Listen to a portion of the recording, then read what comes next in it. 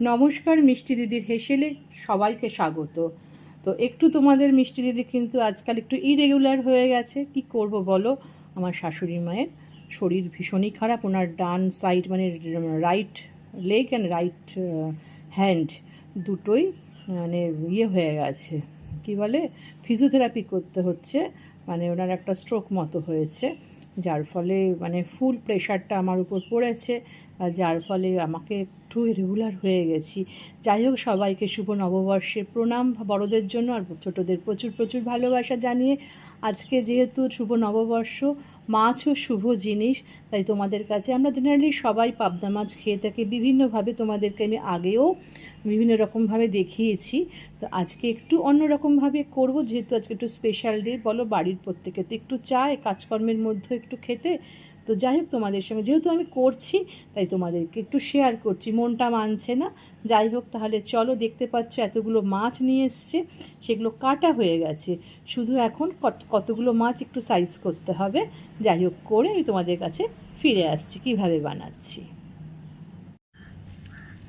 দেখো, মাছগুলোর গায়ে কিন্তু নুন আর হলুদ আমি দিয়ে দিয়েছি। এটাকে ভালো করে আগে মাখিয়ে নিই। পাবদা মাছে না বেশি নুন দেবে না, কারণ হচ্ছে আমি শুনেছি যে এটা নাকি পাবদা মাছের গায়ে নাকি বাজারে যখন ওরা বিক্রি করে সামান্য নাকি নুন মাখানো থাকে, না কি বলে জানো, তাতে নাকি মাছটা নাকি ফ্রেশ থাকে। তো যাই হোক, মাখিয়ে এবার ভেজে নিই। তোমাদেরকে তো আগেই বলেছি যে আজকের মাছটা একটু অন্যভাবে করব, যেহেতু আজকে বাংলার আমাদের নববর্ষ, এটাই কিন্তু মেইন, জানো তো। তো যাই হোক, আগে তেলটাকে খুব ভালো করে গরম করে নিই। তেল যদি ভালো করে গরম না হয় তাহলে কিন্তু মাছ কড়াইতে লেগে যাবে।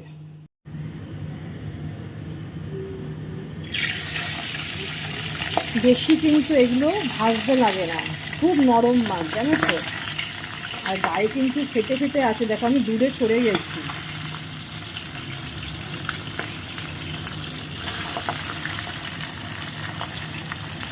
এমন জোরে আওয়াজে যাই পালিয়ে গেছি। দেখো, মাছগুলো কিন্তু সব হালকা হাতে আস্তে আস্তে করে ভেজে নিয়েছি। একটা মাছও কিন্তু দেখো আমার কিন্তু ভাঙেনি। এবারে কি করব, দেখো জুলিয়ান করে এরকম জাস্ট ফিঙ্গার যেরকম কাটে, ফিঙ্গারের আলু ওইভাবে করে আমি কেটে নিয়েছি। নিয়ে এবার একটু লাল লাল করে ভেজে নেব।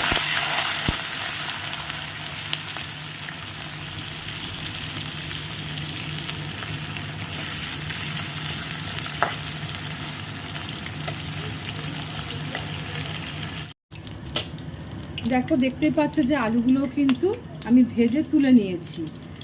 এইবার ওই মাছ ভাজার তেলের মধ্যেই কিন্তু আমি আরেকটু তেল দিয়েছি। দিয়ে কি করছি দেখো, যে যেরকম ঝাল ভালোবাসে সে অনুপাতে দেবে। এখানে আমি একটা শুকনো লঙ্কা জাস্ট ফেড়ে দিয়েছি। আর হচ্ছে এখানে এলাচ, দারচিনি, লবঙ্গ এর মধ্যে ফোড়নে দিয়ে দিচ্ছি।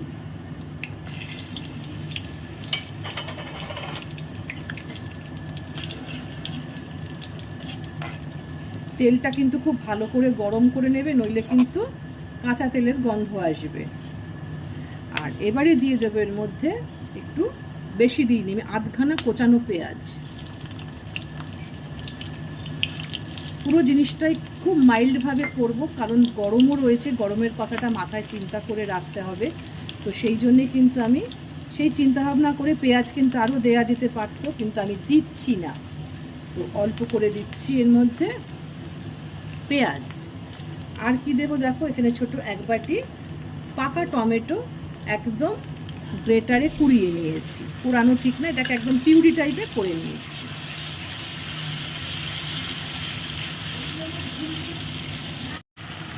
তো দেখো, এবারে দিয়ে দিচ্ছি অল্প একটু নুন।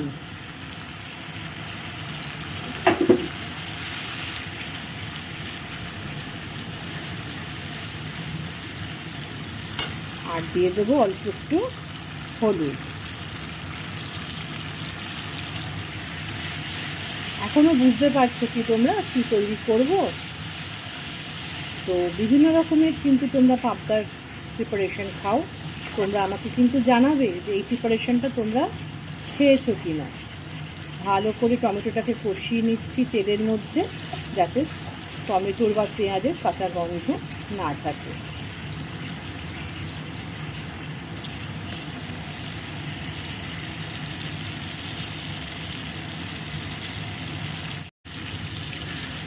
দেখো ওগুলো পেঁয়াজ আর টমেটো কষাতে কষাতে আমি কিন্তু ওর মধ্যে দিয়ে দিলাম কী বলো তো, যে আলুগুলো ভেজে রেখেছিলাম তুলে, সেই আলুগুলোকেও দিয়ে দিলাম। এবার প্রত্যেকটা জিনিস আমি এবার একসঙ্গে কষাচ্ছি।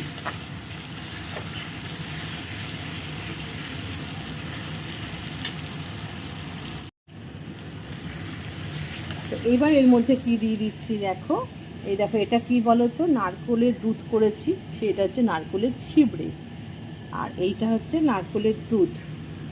তো দিয়ে দিচ্ছি এর মধ্যে নারকোলের দুধটা।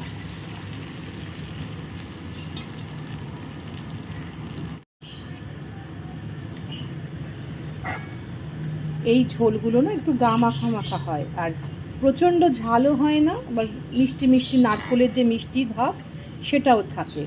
তো সেটা বুঝে কিন্তু তোমরা মেজারমেন্ট করে দেবে। তো এবার আমি কিন্তু আস্তে আস্তে করে মাছগুলো, যেহেতু ভীষণ নরম, আমি আস্তে আস্তে করে মাছগুলো ছেড়ে দিচ্ছি। কড়াইয়ের গা বেয়ে বেয়ে দেবে।